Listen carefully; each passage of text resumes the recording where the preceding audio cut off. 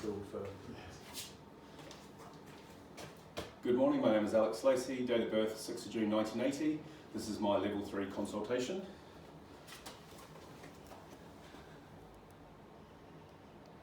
And I've got Toby Hill here with me. Toby Hill, I give consent to be part of the testing. Thank you.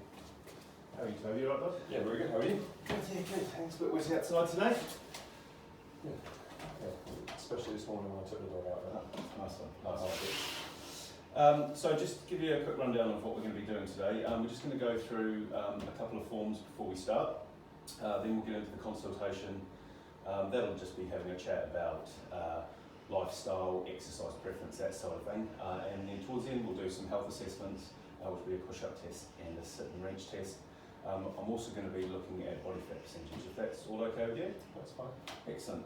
So the first thing I need to start with is a thing called the Physical Activity Readiness Questionnaire, or a PARQ. Basically, if you could just have a quick read through that and fill that out for me. Thank you.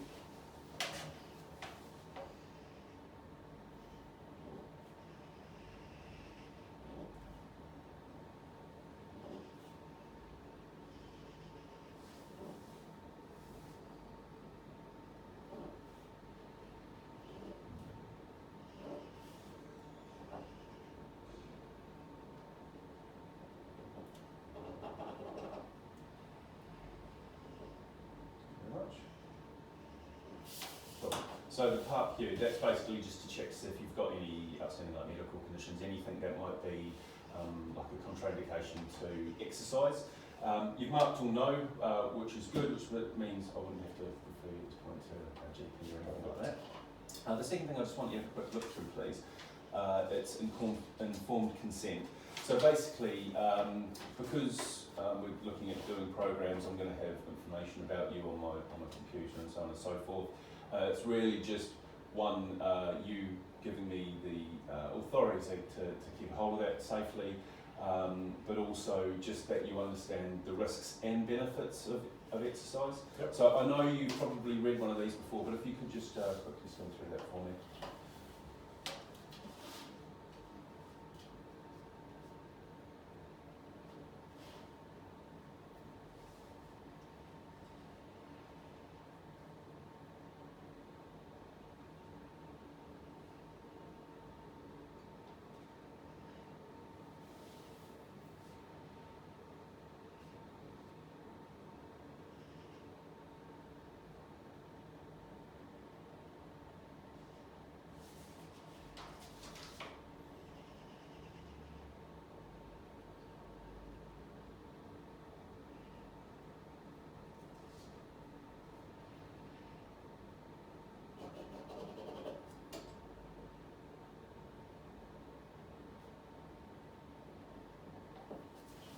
Thank you. All make sense? Yeah, so the reason for this, as I said, is in regards to risks and benefits, because obviously, whilst you're exercising, there is the potential of injury when you're doing exercise. But also it's about risk stratification. So looking at the PARQ that you filled out, that's sort of showing that there's no sort of, for me, outstanding issues that I need to be aware of. But so, I mean, there are risks between the risks from becoming more active. I mean, there's a whole list of them. You could have muscular or skeletal complications such as stress fractures, strains, so on and so forth. If you train too much or the program's too intense, you can have overtraining, which can cause injury or long-term effects like osteoporosis, and can lead to illness as well. Can increase blood pressure or potentially the low blood pressure as well. Either can be quite dangerous. As I said, there's just lots of risks, but from what I can see and that you filled out the informed consent, that I'm quite happy for us to proceed, if that's okay. Good. Yep. Excellent. Right, lovely. So what we'll do, so we'll get on to the consultation now. So it's really just about sort of finding out a bit about you, really. So just tell me about your work life and lifestyle. So what do you do for a job? So I work in sales. Involves travelling around quite a bit visiting accounts, managing the accounts, training with them, making sure that their stock's up. Obviously at the moment it's slightly different, so it's been a lot more office based at home, and then trying to balance that with doing some form of exercise. Having the dog means that I've got to take him out regularly, so whether I like it or not. Like this morning? Yeah, like this morning, prime example. So that takes up a good bit of the time. That's where we tend to spend a lot of the weekend as well with it. So it's keeping that balance on. Okay, so being office based, are you sitting quite a lot during the day behind a computer? Yeah, pretty much all day at the computer. And if I'm not on a computer, I'm in a car. Okay, so you're sitting quite regularly. Yep. What about your working hours generally? Typically 9 till 5 is what it should be. Sometimes it's earlier till later. Sometimes it's when you're on the road. So sometimes I might need to be on the road a bit earlier, but typically 9 till 5 is the working hours. Okay. So if you're looking at your daily activity levels, a large proportion of your day would be sitting. And so how do you counterbalance that? Other than you sort of walk. So at the moment it's a case of I will either gym or run in the morning each day. So I drop my little boy at nursery, and then I've got that hour period to get something done from there before I start work. So I'll either take the dog out for a run or I'll go to the gym for that point.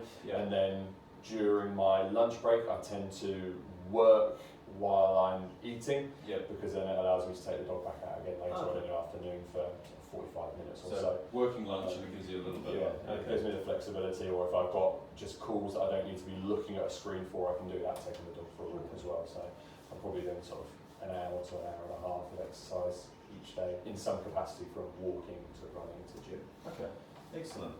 Have you ever heard of the term work-life balance before? Yes. Yeah, okay. So I mean, work-life balance is basically that. It's that sort of balance between how many hours you work and how many hours you have for leisure or relaxation. But it's also about stress as well, because actually, people could work shorter hours, but they're in a higher pressurised environment, and stress can have a debilitating effect on things like motivation and energy levels and stuff like that. So if you were to put it in a nutshell how stressful your job is, I mean, do you find it impacts? I think everybody finds that there's points where they can't be bothered with work. It's a bit of a pain. But typically I don't think there's much of a stress to the job. I think I've got quite a good balance. I think because of the fact that I'm able to work the exercise side around that, it counters that quite nicely. I don't tend to think too much about it of an evening or on the weekends. I don't tend to let that bother me at all. So no, I don't tend to find it particularly stressful with it. There will always be points where you go, we're getting close to the end of the month, we've got some numbers to try and get where they're coming from, and then and towards the end of the year when you go, right, well, where does that balance and leave us? But if it's out of your control, it's out of your control as well. There's only so much you can do. So your hours are quite well balanced. The job can be stressful, but it's manageable, and you find a lot of time for leisure and relaxation. Would you say that? Yeah, so I tend to try and take the weekends to do not a lot except taking the dog out. I've got a little boy who's 15 months, so it's quite nice just to be able to spend the time as a family on the weekend. And I think because of the fact that I see him for an hour and a half, 2 hours of the day each day during the week, come that sort of 5:30 when he gets in, I've got not a lot of worries with work, because it's our time to sit and play before. That's really good. That's really good. I'm sorry, can I just get your date of birth? 3rd of the 8th, 1990. 230, isn't it? All downhill from here, so. And just one last thing. So, what I will be doing is giving you a 7-day diary to monitor your food habits, and from that, what we can do is have a look at, how much fat, protein, fibre, carbohydrates, alcohol, that sort of thing. But just as a sort of a generalisation, what are your eating habits like? Are they good and bad? Or? It's easy to have bad habits. I've worked really hard to not have those bad habits. I'd say breakfast, lunch, Monday to Friday, it's going to be a pretty boring read for you because it's very similar. Bowl of cereal, I share a banana with Ellis. Lunch becomes either rice, okay, one of the Uncle Ben's, half a packet of that, chicken, avocado, or it will be a bagel or a pita with chicken and some salad in it, so there's not a lot of variety with that. Yeah. Very easy to, if there's shit food in the house, Yeah. doesn't stay in the house for very long. Yeah. If it's not in the house, I don't want it. Yeah. So if I go to the shop and I need to get some bits while I'm hungry, Yeah. you don't want to look in the cupboards. But the good news is, by the end of the weekend, typically the cupboards are empty again. Yeah. Because if I know it's there, I will eat it. But if it's not there, I'm not going. I need to go to the shop to get sweets, crisps, chocolate, whatever it is. What's your guilty pleasure then? If there's one sort of thing that you know, Anything you shouldn't have. Does it have a lot of fat in it? Yeah, I'm probably going to enjoy it then. like crisps. Crisps, sweets. I've got. It depends on the day. It can really vary whether I've got a sweet or a savoury tooth. Yeah. There's sort of no. So it's not one or the other. It's not one or the other. It's yeah. It's a You're doing combination. well. You're doing well. Okay, excellent. So you seem pretty active at the moment. So sort of previous and current physical activity. So you say you're gymming or running sort of 5 days a week for anywhere between half an hour to an hour, which is really good. So do you do any other activities? Yes, I play rugby as well. Okay, cool. That's been quite good. I would say that the 5 days a week worth of exercise has been more this year. So I had a bit of an injury playing rugby last season, so Yeah. sort of the 2019 into 20 season. Yeah. And I couldn't do a lot for most of the year.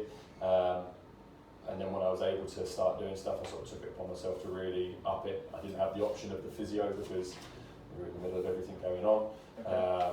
But I took it upon myself to really try and sort of get back into everything as quick as I can. So that's sort of been only this year that it's been probably that regular. Okay. Previously it would depend. I think I very much let the excuse of training for rugby be the reason to not do as much during the week. So I go, well, I'm training twice a week, I've got a game on a Saturday, you don't need to go for a run as well. Okay. Whereas I think now I'm with the mindset, rugby will fit in on top of what I'm doing. If I can keep this Monday to Friday structure, the rugby side of it would be an extra. Okay. And then I'd say it's fair to say a fair weather cyclist. To be out on the road, it's cold, it's wet, you're not going to see me on the bike much at this time of year. But come March, April time, I start getting out on the bike a bit more. How far do you ride generally when you're riding? It depends. If I ride with somebody, Yeah. it could be 30 to 60 kilometres. Right. If I go out by myself, I've got a sort of time trial loop of pretty much 25 kilometres dead, that it's me against myself to see how consistent I can be from there. Sure. And I think that sort of led into doing, obviously not this last year, but I've done a couple of triathlons as well. Okay. So I think that's the motivation. It's almost my pre-season training before pre-season training starts for rugby. Yeah. Okay. And I try and get myself into as good a shape as I can. And so obviously some of the swimming needs to fall in around the running and the cycling. Okay. So yeah, tend to mix it up a bit. So just looking right, so you tend to gym and run five days a week. So Monday to Friday is One or the other. in line with your nutrition. You sort of your weekly block of Monday to Friday is solid where you're good with your food generally and your exercise, and you tend to have a bit of a break at the weekend. Yeah. Other than the rugby season when you've got Yes, games on Saturday. it's that changes it very slightly, but it's still that's a hurdle to cross later on down the line, I think. Okay, so gym and running during the week. You training twice a week. I'm assuming usually on a couple of times on a weeknight. Yep. And then again Saturdays when you're in the season. Yep. But when you're off season, you're looking to train and potentially do triathlons. Yeah, so that tends to be. I've got normally 4 that I line up throughout the summer period just to keep me interested. Nice. In everything else. Very broad sort of physical activity spectrum there you've got, which is really interesting. I don't ask too much myself to be half decent at all of the bits, so Yeah. which is it's a bit of a balancing act. Yeah, absolutely. You're not a good runner, strong, physical for rugby, and then you can go and do a triathlon as well. Yeah. But Yeah. it's just adapting as I can. Okay. Hobbies and exercise preference. So do you have any other hobbies? I mean, probably is it cycling? Yeah, so cycling is more the hobby side of it. I think it's fair to say that once I get into a routine with the gym, that's a hobby. Yeah. I would say for all that I run 2-3 times a week, I don't actually necessarily enjoy the running as much as I do the rugby or the cycling side of things. But yeah, and then the dog walking. So we'll put quite a few kilometres in a week walking the dog as part of that. So if you had to put them into, like, grade them into what you enjoy the most when you're doing physical activity, probably rugby. Yeah. Into the cycling, to gym, to running. Just because I think there's typically the cycling's the social side of it as well. I think that's what I quite like. Yeah, okay. It's, the rugby social, cycling I tend to do it with other people, so it's quite social. So I tend to go solo for the gym and the running. And at the gym, is it more sort of weights, resistance? I don't see the point in going to the gym and running on a treadmill. Okay. That seems like a waste of my time. I can do it outside for free. Yeah. Okay. No, absolutely. Okay. All right. So just looking at that, there's a thing called training age or training status.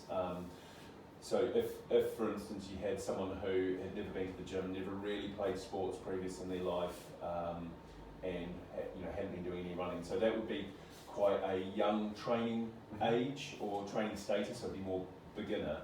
I would have thought with your experience through rugby, have you been playing rugby for most of your adult life? Yeah. So I came to rugby later than most people. I started playing rugby at probably sort of 13, 14, rather than that sort of 6, 7, 8 that most people tend to get into it. But it's still been just over half my life being rugby. Okay. So I would say your training age or training status is at least sort of an intermediate, and what that means is that we can look at when we design a program for you. That can be started at a decent level in regards to how many times you can exercise per week, because there are recommendations on how often you should do aerobic exercise or anaerobic sort of high intensity stuff or weights. And what that means is we could probably, instead of just as you're already exercising most days of the week, instead of just going, right, on this day you're going to do this day, you can look to build a program around all the days that you are exercising and see what we can do. Does that sound good? Excellent. So, motivators. What motivates you to get out of bed in the morning, Toby? I've got no choice. My son wakes me up between half 6 and 7 and I want to do that, and I think is the honest side of it. Yeah. I think I'm quite a driven person. I think it's one of those things that, from a work point of view, in quite a short space of time, I've got myself to a reasonable position within the company. I don't like being at sort of one level and almost getting complacent with it.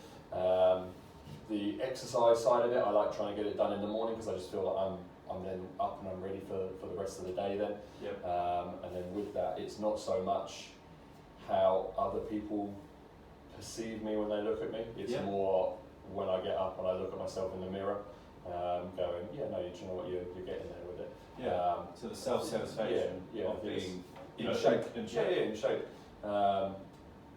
I think that's probably the big part of it from that point of view. And what about the motivation or self-satisfaction of being able to go and do a run and feel good doing it? Or I think all of that. I like the fact that as my little boy gets older and he's starting to walk, so it's not going to be long before he's going to be running and he's going to need chasing around all the time.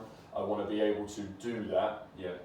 So when he is 5 and he wants to go and kick a ball around the park, I can do it. When he's 13 and he wants to go out for a ride, I can do it. Yeah. I don't want to be a parent that's going, but I can't because I'm not physically able to. So long-term fitness as well. Yeah, I don't see a point where I'm not going to enjoy at least one or two of those things that I'm currently doing at the moment. The whole time that everything's intact, I want to be doing as many of them as I can because I think that's important. I think it also, I become very restless if I haven't been doing something. My other half gets very frustrated because I can't just sit. I can't sit and watch the TV. I've got to be watching the TV and I'll piss around on my phone, or I've got to go up and tidy something in the kitchen, or my legs will be just shaking a little bit because if I've not done anything for a while, I feel like I like being busy. Builds up energy as well. So I think it's as much sort of burning out as much as possible. Do you find that if you're being good with your exercise, that is a motivator for you to eat well, or the other way around? If I, especially during the week, so if I know that I'm training, I feel like, especially having done it in the morning, it then, if I get hungry, I'm not going to go to the shit food because I go, but then you're undoing what you've just done. Yeah, okay. If I've not done the exercise, I'm like, so it's laying the platform for you to actually have a good day. Yeah. By doing that first thing in the morning every day. Yeah. I'm awake, I'm ready to go.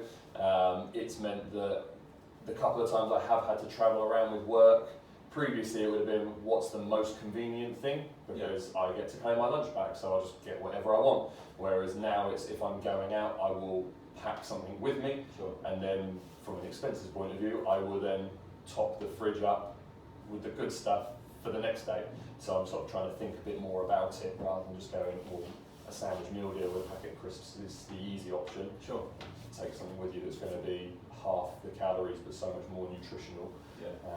And I also find that if it's sat next to me in the car and I've not been doing much, I'll eat it because I get bored while I'm just sat so there. by 10 o'clock in the morning you've got nothing My lunch is gone, so it's easier just to put it in the back, and then when I stop and I get out and it is lunchtime, I make the time to have it. That's a good tactic, Toby. That's a good tactic. Yeah, I find very much I will eat if I'm bored. Yeah. It's an easy way of killing some time. So barriers to exercise then. I mean, you seem like you're a pretty driven person. You exercise quite a lot. If there were some barriers, for instance, maybe the social element, so like time, or the physical lack of energy, or psychological of that motivation. Is there any of those which you find that? So I found that even if I'm physically a bit tired, it doesn't stop me going out, because I know that, as I say, because of the dog, I know I've got to. Probably the biggest barrier will be as things start to get busier with regards to going to see people. It's trying to be firm with my diary to incorporate sort of building the exercise into how my diary looks, because if someone wants me to be somewhere early on, then I've got to be on the road earlier, which makes it a bit tougher. Are you more work, the work-life balance? Yeah, I think that becomes a bit tougher. I think the good thing is I do the drop off the nursery, my other half does the pickup, so I know that I can't be anywhere until I've done 8 o'clock drop off. So as a minimum, that's sort of how I plan my day.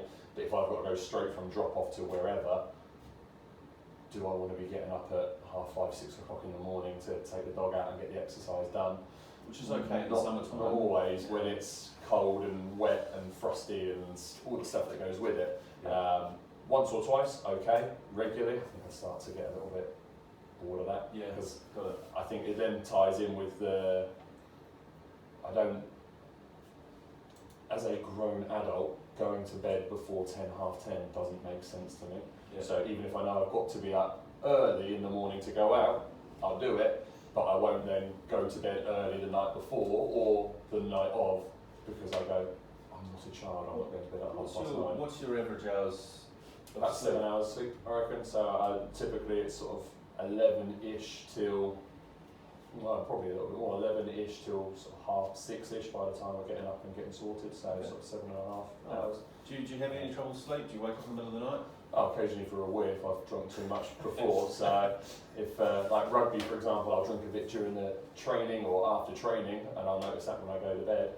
I try and drink probably on average about 3 litres of water a day. And if by the end of the day I don't think I've got close to it and I'll get through a bit, I'll notice that during the night, but nothing, I don't wake up in the night for any reason in particular except that. Right. Can you see any cons, any negatives of doing exercise that you... No? Other than, I think what you said is the potential work-life that's balance. a little bit, obviously the risk of injury sometimes depending on the activity. It was doing exercise that I got injured playing rugby. I don't think about it when I'm doing it, because I think if you think about getting injured while you're playing rugby, you're more likely to get injured. If you're worried about it, don't play. But that is always going to be a downside to it. If you pick up a knock or an injury, that's a bit of a pain. But beyond that, I feel so much better having done exercise than not doing exercise. I can't see sort of where I put a con around that. Okay. What about the pros? What do you think are the positive things of doing physical exercise? I think the mental side of it, I think, as I say, I'm more awake, I'm more prepared, I'm more ready for the day. I find it easier to get going with things. And then the physical side of it, to be able to look yourself in the mirror and go, the work you're putting in is paying off. comes with the diet side of it as well, but they go hand in hand. If I've done the exercise, I've eaten better, I feel like I'm looking better in the mirror. Excellent.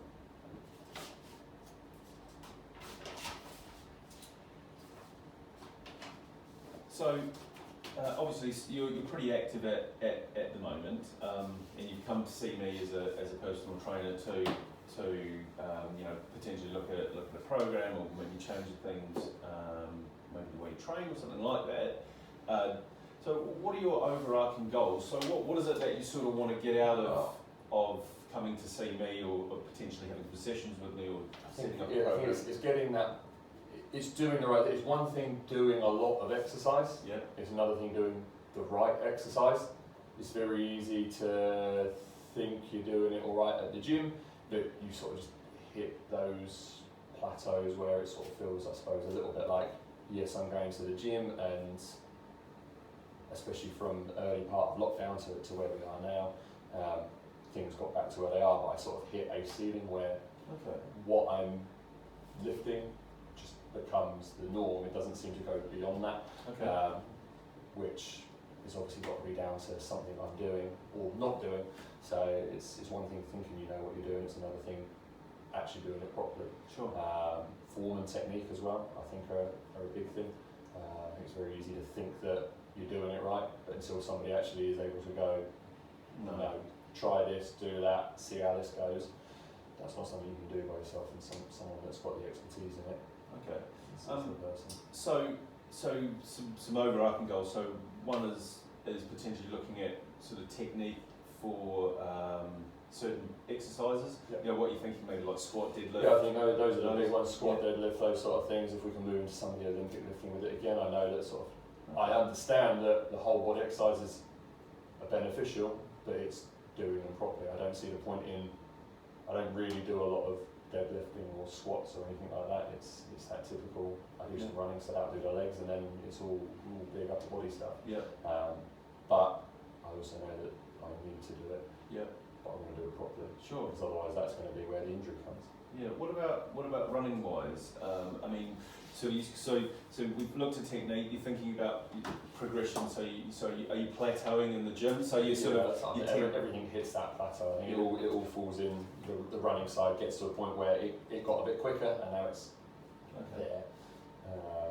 So if some of the speed can pick up, occasionally I'll do a 10k, but I prefer to do sort of that 5k-ish, because I think it's a nice time to be able to get out, get it done. Doesn't take too long. It's done in under half an hour. You can do it in the morning, I suppose. Yeah. So if we were to look at goals, so potentially technique for exercises, progression into Olympic. Potential exercises, progression in regards to general weight, so increasing maybe like sort of bench press, seated row, bent row, those sort of things, including squats and deadlifts, and then also potentially looking at improving your running time over maybe a 5. I think so. I think I'd like to think that they could go hand in hand a little bit, because obviously if everything is stronger and able to deal with the demands that will come with it, and obviously all of those together have a positive effect for rugby. Yes, of course. If I'm fitter, if I'm stronger, if I'm able to sustain it, if I've got those bursts of energy in the shorter distance running, that's only going to make me better. Yeah, absolutely. So it sort of all comes back to that enjoyment of rugby. The fitter, the stronger, and the better I am in it, the better I'll be at rugby. Sure. Okay, so the reason I asked about goals is because goal setting is a really good strategy for many things actually. If you weren't a motivated person, you can use goal setting to try and break down something big into bite-sized chunks, so you can tick off these little things as you go along. I mean, personally, I don't feel that you have an issue in regards to drive and motivation. However, I think potentially if we were to look at some of these overarching goals, when we could set them out for something for you to achieve, it seems like because you are quite driven, that would give you that extra bit of motivation to get there. Would you agree with that? Yeah. Okay, so goal setting, as I said, there's a whole sort of thing around goal setting. One part of it is looking at long-term goals. So long-term goals anywhere between 6 months and onwards. Medium-term goals are like between 1 month and 6 months, and then short-term goals are either days or a week to to a month. So if you were to look at potentially a long-term goal in regards to what we've discussed, is there anything that for you that you'd like to potentially put down? I mean, we're talking like 6 months onwards. Anything that immediately springs to mind, or? I think it's probably going to be a combination between the medium and the long. Yeah. I think that sort of 1 rep max stuff, I think will be an improvement on that. Will be sort of what I'm looking for. Yeah. And obviously that I want to constantly develop. Yeah. I think the long term will be sustaining the balance that I've got through a set program, and keeping that fresh and interesting. I think one thing you did say was just in reference to what did you say? It was so the long term fitness. Yeah. I suppose as much as we can look at sort of medium term things, and when we put a program together, it will be about what you can achieve in over the next month, 2 months, so on and so forth. But sort of long term, there are things that are long term, like if you've heard of functional movement or functional ability or capacity before. Okay, so for me, people talk about functional training, and the first thing that springs to mind is all about bending, twisting, this sort of thing. For me, functional movement is individual to each and every person, and I think if you looked at, for instance, a 75-year-old woman who can't get out of a chair, the functional movement side of her would be to create the power to be able to do that. So it's not all about bending and twisting and having a super strong core, which obviously is important. It's about what's specific to you. So I would say potentially we could look at a long-term goal of building in some functional stuff to help you sustain your mobility. Yeah. Which is about having range of movement in your joints, which is incredibly important for rugby because you get put in some different positions. Yep. And injuries can happen because of that. And also I think maybe looking at part of mobility is flexibility. So one of the tests we're going to do too is a sit and reach test, which tests your hamstrings, sort of lower back. Okay. So if we were to look at maybe a long-term goal of building flexibility and mobility. Medium term, we could look at like your 1 RM, so we could maybe base some stuff at another time. We could do some 1 RM testing on the core ones of bench press, bent row, squat, deadlift, lat pull down, overhead press. Sort of these main sort of different angle ones. And then short term, so there's another thing called performance goals. So an outcome, you've got outcome goals, performance goals, and process goals. Outcome goal is like, for instance, if you were an Olympic athlete, an outcome goal might be to win gold at the Olympics. Then performance goals are they're improvements on previous times. So it may be that an Olympic sprinter at their baseline they can run 11-second 100 metres. A performance goal of over the course of maybe 8 to 12 weeks could be I want to improve by 2 seconds.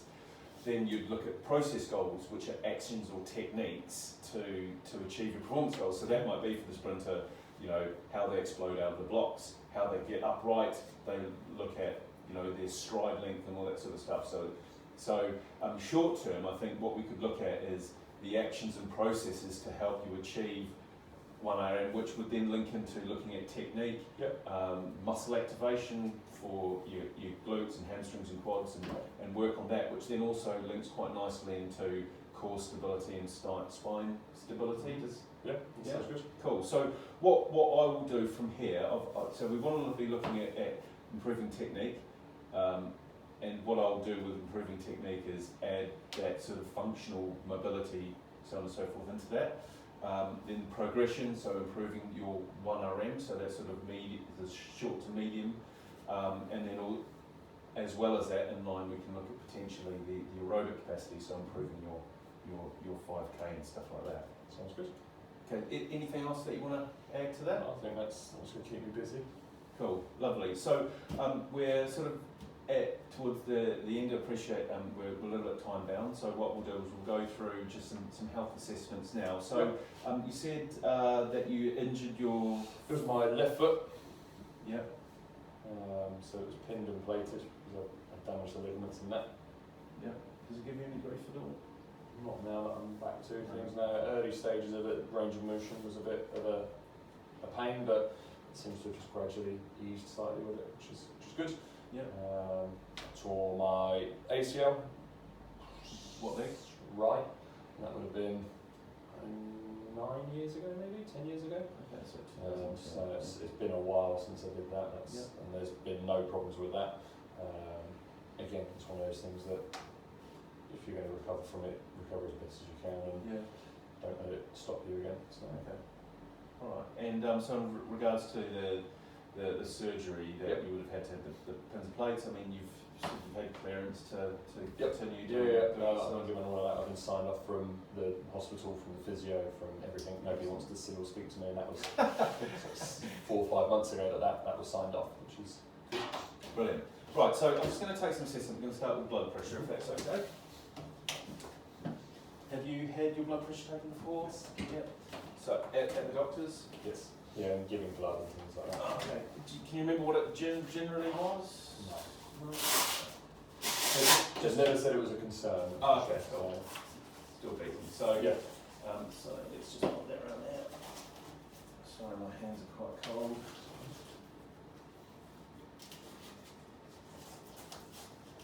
Just lay your hand upwards there. So this is not a medical device. It's just giving you a generalisation of it. I mean, if it's sky high, then obviously we'd need to potentially refer you. But as I said, it's not medical, but it's giving me a roundabout.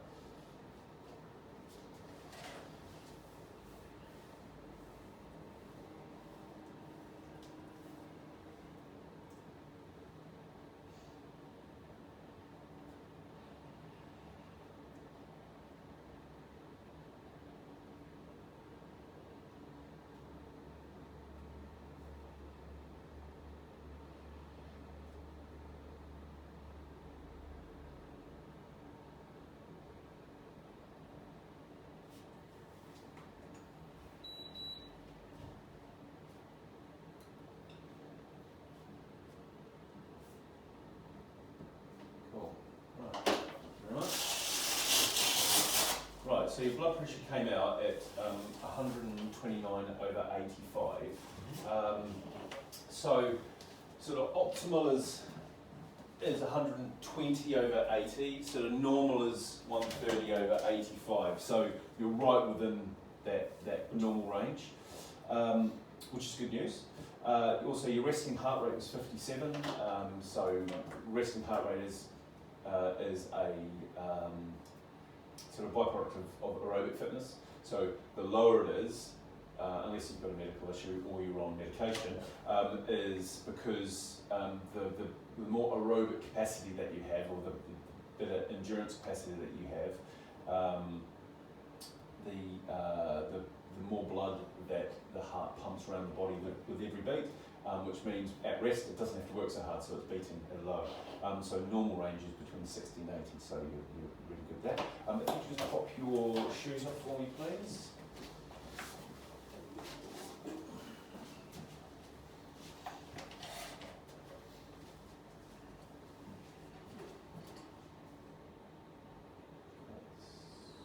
So about 95 kilos.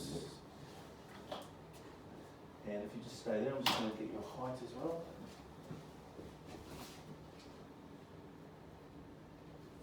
If you just put your head up against the wall for me.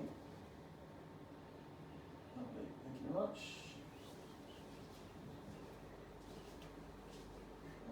So 186. Seat for me, please.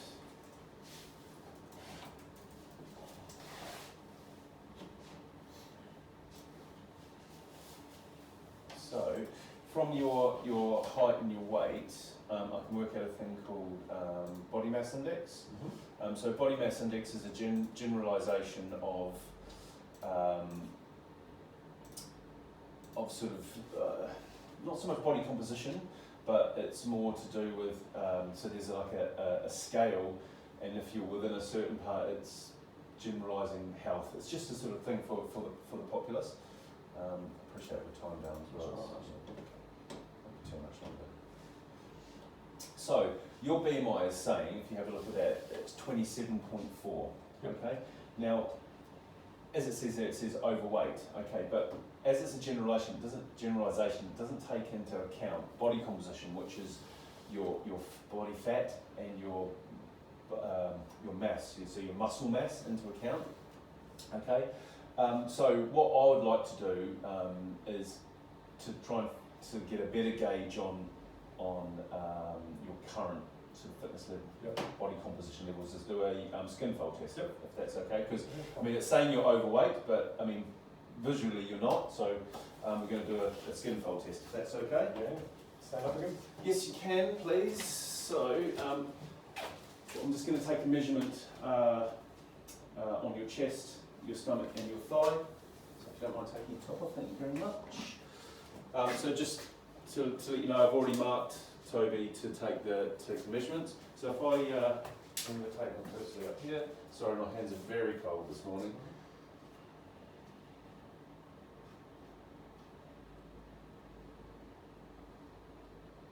So I've got 6.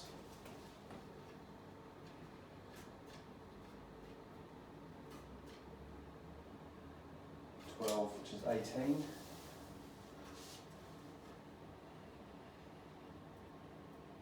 And 10, so we've got 28.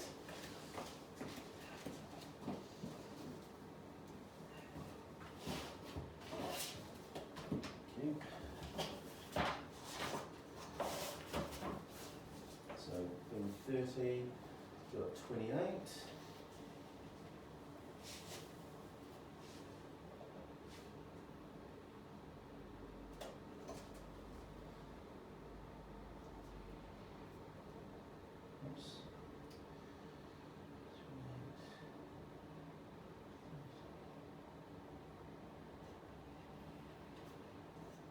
So that is a body fat percentage between sort of 8 and 9%.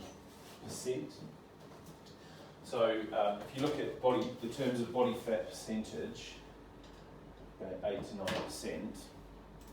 So although there's no real sort of indication of what body fat percentage is ideal, I mean, if you look at certain normative data, sort of athletes, they say around between 6 and 13%.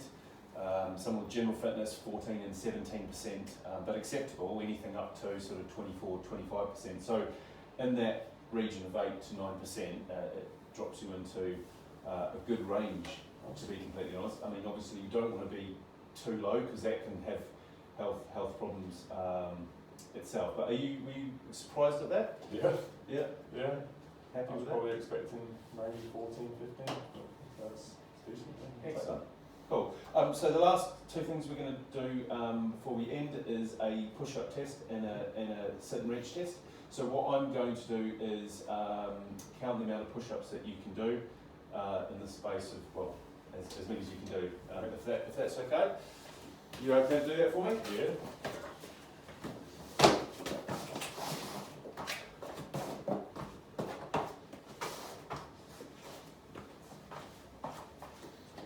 So just when you're doing the push-up, just make sure that you've got a nice sort of straight back, hands outside the yeah, that's perfect. Is that it? Yeah, that's absolutely right.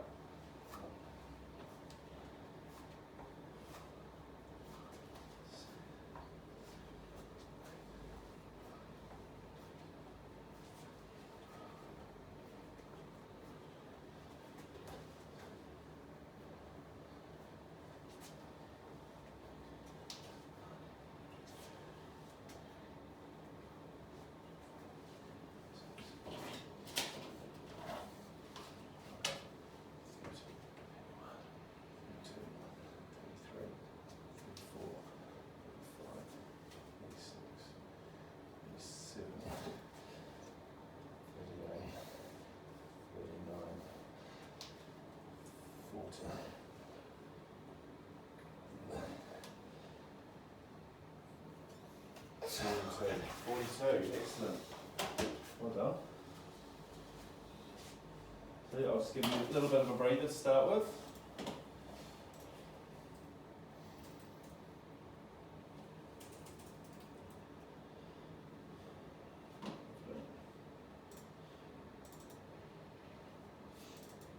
So press up test, just normative data. So for a male between the age of 30 to 39, anything above 30 is excellent. So and what that is an indication of muscular endurance. So well done, lovely. We're now going to do a sit and reach test. See what that is that's giving an indication of sort of hamstring that flexibility. So I'll just give you a little bit more.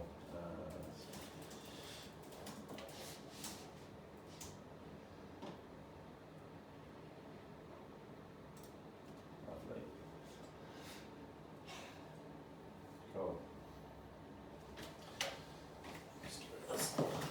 Almost done too.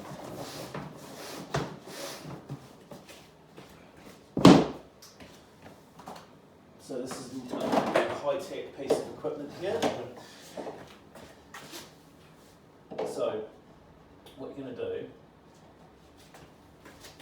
is you're just going to sit with your feet flat, your legs straight, and then you're just going to push it as far as you can forward. If that's okay?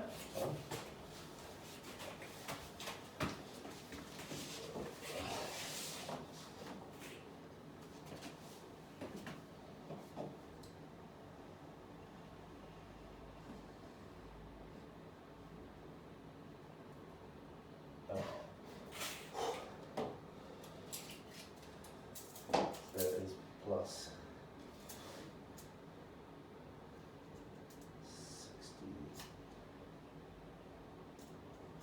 60, plus 66 millimeters. Lovely. If you just put your shoes back on. Plus 26.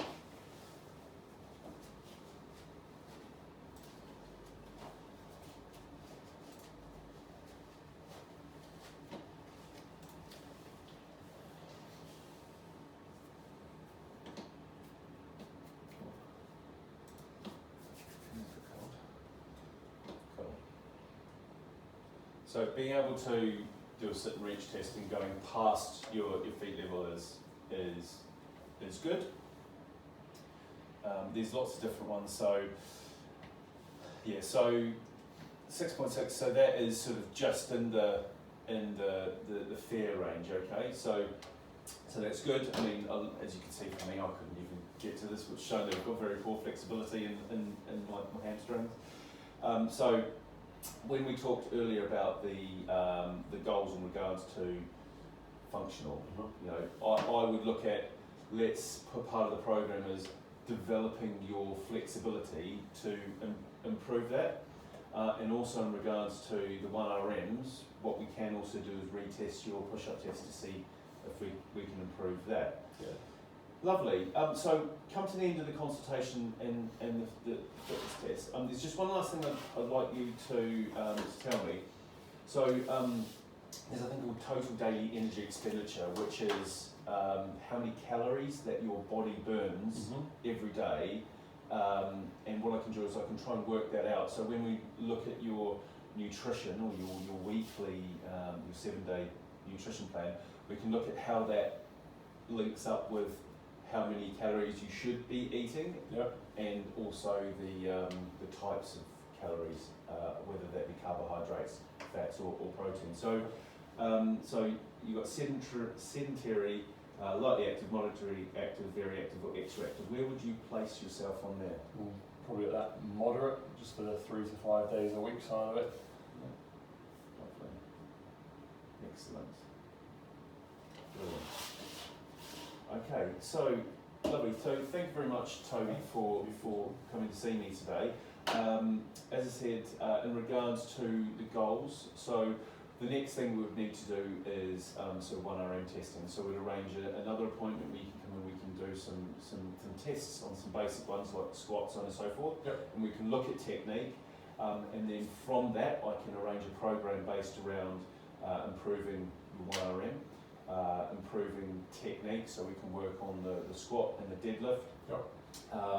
And also at one point we'll probably also need to do a 5k test, so we can have a baseline for that, and then we can put a aerobic program together. Yeah, that's it. So is there anything else that you'd